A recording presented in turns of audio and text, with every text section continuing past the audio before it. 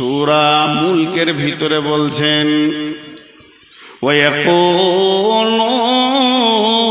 মাতা হাযাল ওয়াদু ইন কুনতুম সাদিকিন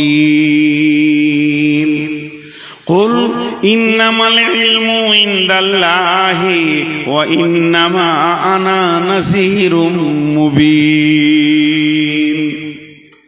হে নবী, তুমি বলে দাও কিয়ামত কবে হবে।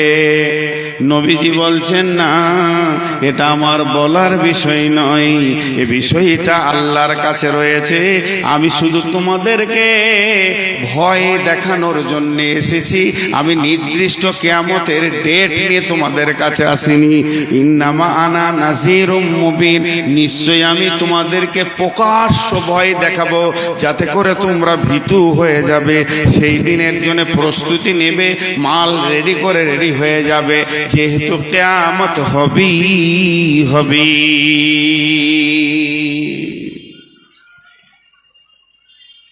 আমার ভূমিকা শেষ।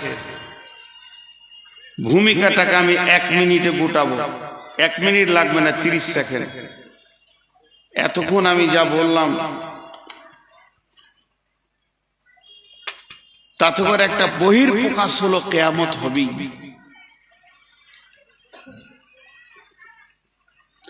এতক্ষণ আপনাদের সামনে আমি যা বললাম তার টোটাল একটা অঙ্ক দেখা গেল, অ্যামাউন্ট পাওয়া গেল, কিয়ামত হবেই, এই জিনিসটা পাওয়া গেল। তাহলে সেটা কত দূরে? সেটা কত দূরে? বিশ্বনবী এত দূর বলেছেন, বারটা থাকবে শুক্রবার, যেদিন ইসরাফিল সুর ফুঁকবে, বারটা থাকবে শুক্রবার। যেদিন ইসরাফিল সুর ফুঁকবে, মাসটা থাকবে মুহররম মাস। মুহররম মাসের 10 তারিখে শুক্রবার, সেই দিন কিয়ামত শুরু হয়ে যাবে। কিয়ামত যত কাছে আসবে, মানুষের ভিতরে তত ব্যস্ততা বেড়ে যাবে। মানুষ একজনও চুপচাপ বসে থাকবে না, বসার সময় থাকবে না। এই করতে করতে যেদিন কিয়ামত হবে, যেদিন কিয়ামত হবে, আগামী সকাল শুক্রবার যদি কিয়ামত হয়, সেই দিন পৃথিবীতে যতজন মানুষ বেঁচে থাকবে 100তে 100 জন ব্যস্ত হয়ে যাবে। একটা লোককে ফ্রি দেখা যাবে না। চাষিরা মাঠের দিকে দৌড়বে, ছেলেরা স্কুলের দিকে মাদ্রাসার দিকে দৌড়বে, শিক্ষকরা ডিউটির দিকে দৌড়বে, খরিদ্দার দোকানের দিকে দৌড়বে, দোকানদার দোকান খুলবে। গোটা পৃথিবী যেন ব্যস্ততা নিয়ে উঠবে। এমন সময় বিশ্বনবী বলছেন, একটা খরিদ্দার কাপড়ের দোকান যাবে, কাপড়টাকে দেখবে, বলবে কাপড়টা আমার পছন্দ হয়ে গেছে, এটা বুখারীর হাদিস। তারপরে বলবে, ভাইয়া আমাকে এটা 3 মিটার কি 5 মিটার দিয়ে দাও। দোকানদার তাড়াতাড়ি করে মিটারটা মাপবে, মেপে কাঁচিটা ধরবে, আর খরিদ্দার পকেট থেকে টাকাটা বের করে ধরে থাকবে, ও কাপড়টা কেটে দেবে, এই টাকাটা দিয়ে দেবে। এই নিয়তে ওর হাতে কাঁচি, এর হাতে টাকা, কাঁচিটা বসাতে যাবে, বসানো আর হবে না। অনুফিকা ফিস সূরি ফাসাইকা মান ফিস সামাওয়াতি ওয়া মান ফিল আরদি। ওই অবস্থায় ইসরাফিল সুর ফেঁকে দিবে, হাত থেকে কাঁচি পড়ে যাবে, হাত থেকে টাকা পড়ে যাবে। মানুষ নাফসি নাফসি নাফসি নাফসি নাফসি নাফসি নাফসি নাফসি নাফসি নাফসি করবে। এই জন্য সূরা নাজিয়াতে ওরা বলেছে, আবার কি আমাদেরকে ফিরে আসতে হবে? গলে যাব, পচে যাব, কবরে মাটি হয়ে যাব, এরপরে কি পুনরুত্থান হবে নাকি? আল্লাহ বলছে হবে। এমন পুনরুত্থান তুফান হবে, ফাইন্নামা হিয়া জাসরাতু ওয়াহিদা ফাইদা হুম বিসাহিরা, একটা হুঙ্কার মারবো আর তোদেরকে কিয়ামতের ময়দানে দাঁড় করিয়ে দেব। তখন ওইখানে ওরা বলছে এটা তো সব থেকে নোকসানের কথা। ওয়ান্নাসিয়াতে গারকা ওয়ান্নাসিতাতি নাসতা ওয়াসাবিহাতি সাবহা ফাসাবিকাতি সাবকা ফালমুদাব্বিরাতি আমরা ইয়াউমা তারজুফুর রাজিফা তাতবাউহার রাদিফা কুলুবু ইয়াউমাইযি ওয়াসিফা আবসারুহা খাসিয়া ইয়াকুলুনা আইন্না লামারদুদুনা ফিল হাফিরা আইযা কুন্না ইদামান নাখিরা আইযা কুন্না ইদামান নাখিরা। আল্লাহ তাবারক ওয়া তাআলা বলছেন ওরাই বলবে গলে পচে যাওয়ার পর কি আবার পুনরুত্থান হবে? কোরআন বলছে হবে, এরা বলছে এটা তো বড় নোকসানের কথা শুনছি। আবার যদি পুনর্বার আমাদের জীবিত হয়ে কিয়ামতে দাঁড়াতে হয় তো এটা আমার নোকসান ছাড়া এটা লাভ খুঁজে পেছি না।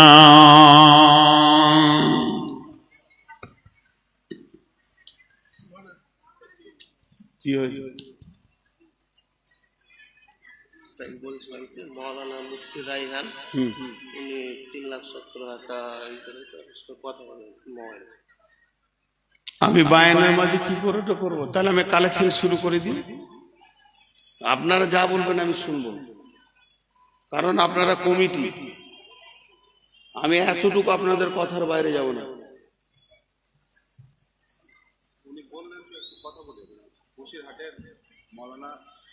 হ্যাঁ তো বুঝলাম, তো আমার অসুবিধা কি আছে আপনার বলতে? আমি এবার কালেকশন করবো কিন্তু আর বায়ান করবো না।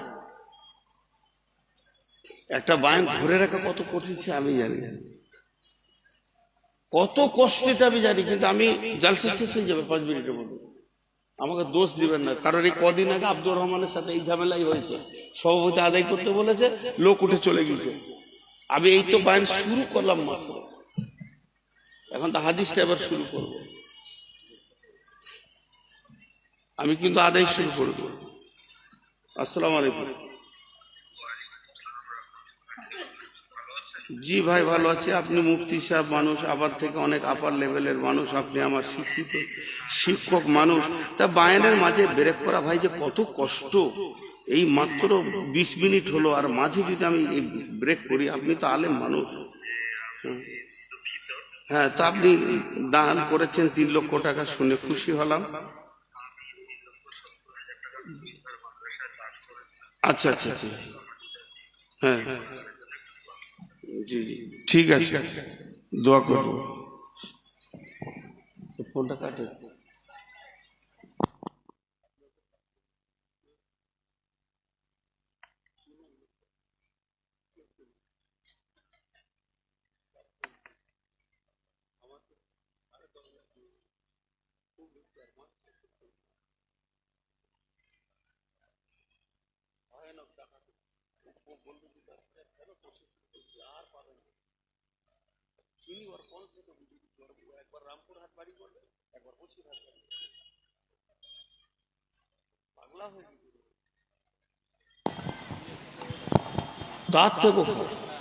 আপনারা উঠছেন কেন? ওই মুরব্বী উঠছে কেন? বাবজি আপনি উঠে গেলে কিন্তু আমি আর বায়ান করবো না। আপনার মহব্বতেই তো আমি বায়ানটা চালাইছি। ওর কণ্ঠ তো বুঝে দিচ্ছি। প্রতিদিন উমরাই যাই। 7 দিন আগে আমাকে বলছে, আমি ট্রেন আসছি, আমি উমরাই যাচ্ছি, দোয়া করবেন আপনার মাসে ফালাক দিয়ে। হ্যাঁ হ্যাঁ ভাইয়া, যতটি লোক বসে আছেন আমি খুশি হলাম। আমি বললাম যে টাকা লুবো না, টাকা লিখছি না, তুই দেখতে পেয়েছিস না আমি কি ভিখারি আছি নাকি? প্রতিদিন 25,000 ইনকাম করি, আর আমাকেই টাকা দিয়েছিস। জি, তো একটু ধৈর্য ধরে টোটালটা একটু গুছিয়ে নি। এতক্ষণ আমি যা বললাম তাতে নিশ্চিত কিয়ামত হবেই। এটার উপরে কার কার ঈমান নাই হাত তুলেন, হাত তুলেন দেখি। 4টা হাত উঠেছে, ওদের ঈমান নাই। কিয়ামত হবেই, এর উপরে ঈমান নাই, হাত তুলে দিলে। আহা, আসলে ও ঝোঁকে তুলেছে, নেকি পাবে। এবার চলেন অনুশোচনা বিশ্বনবী তিনি আমাদেরকে অনুশোচনা দিয়ে গেছেন। বিসমিল্লাহির রহমানির রহিম। ওয়া নবী হুরায়রা রাদিয়াল্লাহু তাআলা আনহু قال قال رسول الله صلى الله عليه وسلم اذا اتخذ الفي ذبالا والمامانة مغنما والزكاة مغراما تعلم لغير دين آتى الرسول امرته أكا أمه। একটু অনুসূচনা দিব আপনাদেরকে। যতটি লোক বসে আছেন হাতগুলো ধরে বলছি 10 মিনিট আমাকে দেন, তারপর আমি বলবো আপনারা উঠে যান, তখন আপনারা আমাকে বলবেন আপনি সময় দেন। 10টা মিনিট চেয়েছি ভিখারির মতো 10টা মিনিট চেয়ে নিয়েছি। একটা উদাহরণ দিব, আমার উদাহরণগুলো খুব অ্যাপ্রোপ্রিয়েট। দোমোহনাতে একটা ছেলে বাসে চেপেছে, আর ওর পাশে এক মুরব্বি বসে আছে, আর ওই সিটের পেছনে আমার মতো বদমাস লোকটা বসে আছে। কি ঝামেলা লাগে দেখেন। যে ছেলেটা বাসে চেপেছে ও মুরব্বিকে বলছে, চাচা কি রে বাবা, কলকাতা কত দূর যাবে? ও কলকাতা করণ দিকে গেছে, তো শুধুই যে কলকাতা কত দূর, ধৈর্য দেখেন। তো মুরব্বী ওর দিকে তাকিয়ে বলছে, ধৈর্য ধরে বাপ, কলকাতা ঠিক পৌঁছাবি। আবার টুঙ্গি দিঘিতে বলছে, চাচা কলকাতা আর কত দূর? এবার মুরব্বী রেগে গেছে, ওর দিকে একবারে তাকালে ভঙ্গি করে মুখটা ঘুরিয়ে নিলে। বোতল বাড়িতে গিয়ে বলছে, চাচা, আবার একই কথা, চাচা। যেই চাচা বলেছে মুরব্বী রেগে গেছে, করিস না, চুপ কর। আমার মতো রাগী লোক, আমি তো একটা বদমাস লোক, উঠে ওর মাথায় হাত দিয়ে বলছি, তোর মাথা বেরেন চলে গেছে নাকি রে, ঠুকে দিব তোর মাথাতে। টুঙ্গি দিকে থেকে কলকাতা, কলকাতা দেখেলে তো কলকাতা, এখান থেকে দেখেলে কত দূরে? আপনাদের কাছে আমার প্রশ্ন, কলকাতা দেখা যাবে? যাবে? এতগুলো লোক হ্যাঁ না বলে না। কলকাতা দেখা যাবে? দেখা যাবে না। মুখ নাই।